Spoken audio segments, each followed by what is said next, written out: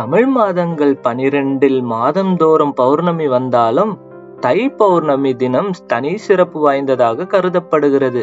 இன்று தை மாத பௌர்ணமி தினத்தின் முக்கியத்துவம் குறித்து அறிந்திடுவோம் வாருங்கள். தை மாதத்தில் பூச நட்சத்திரமும் பௌர்ணமி தினமும் சேர்ந்து வரும் நாளே தைப்பூச தினமாகும். இந்நாளில் சிவபெருமானுக்கும் முருகப்பெருமானுக்கும் சிறப்பு வழிபாடுகள் நடத்தப்படுகிறது. தை மாதத்தில் வருகிற பௌர்ணமியை சாகம்பரி பௌர்ணமி என்றும் கூறுவர்.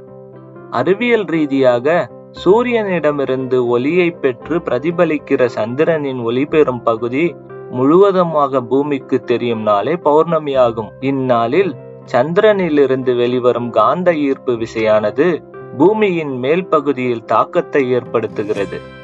அதன் காரணமாகவே அந்நாளில் கடல் அலைகள் அதிகமாக மேலெழும்புகின்றன. உயிரினங்களின் மனதில் அன்று பெரும் மாற்றங்கள் ஏற்படுவதாலே மனநலம் பாதிக்கப்பட்டவர்கள் அன்றைய தினம் பெரும் பாதிப்படைகிறார்கள். இந்நிலையில் தை மாதம் உத்தராயண புண்ணிய காலத்தின் தொடக்கம் என்பதால் இந்த மாதத்தில் வருகிற அமாவாசையும் பௌர்ணமியும் தனிச்சிறப்பும் முக்கியத்துவமும் வாய்ந்ததாக உள்ளது. தை பௌர்ணமி அன்று முருகனுக்கு விளக்கேற்றி வழிபட ஆயுள் விருத்தி கிடைக்கும். இன்றைய தினத்தன்று கோவில்களில் சிறப்பு வழிபாடு செய்திட பிறவி பயன் நீங்கி முக்தி கிடைக்கும். செல்வ செழிப்பு அதிகரிக்கும். செய்யும் தொழில் சிறப்பாக இருக்கும்.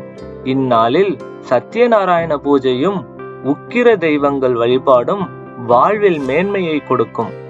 அதனால்தான் பௌர்ணமி நாளில் விரதமிருந்து வழிபட வேண்டும் என்று முன்னோர்கள் கூறியுள்ளனர்.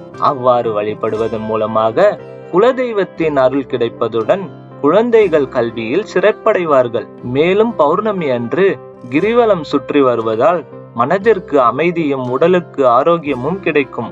இன்று தியானத்தில் இருப்பவர்கள் மனம் ஒருநிலை அடைந்து ஆனந்தத்தின் உச்சியை அடையலாம். தை பௌர்ணமி அன்று என்ன செய்தால் ஆயுள் விருத்தி கிடைக்கும் என்பதை நீங்கள் அறிந்து கொண்டீர்கள். இந்த வீடியோவை உங்கள் நண்பர்களுக்கும் உறவினர்களுக்கும் ஷேர் செய்து அவர்களையும் அறிந்திடச் செய்யுங்கள். நமது சேனலை இதுவரை சப்ஸ்கிரைப் செய்யவில்லை என்றால் சப்ஸ்கிரைப் செய்துவிட்டு அருகே இருக்கும் பெல் பட்டனையும் பிரஸ் செய்து விடுங்கள். இது போன்ற நல்ல தகவல்கள் உங்களை வந்து சேரும். நன்றி, வணக்கம்.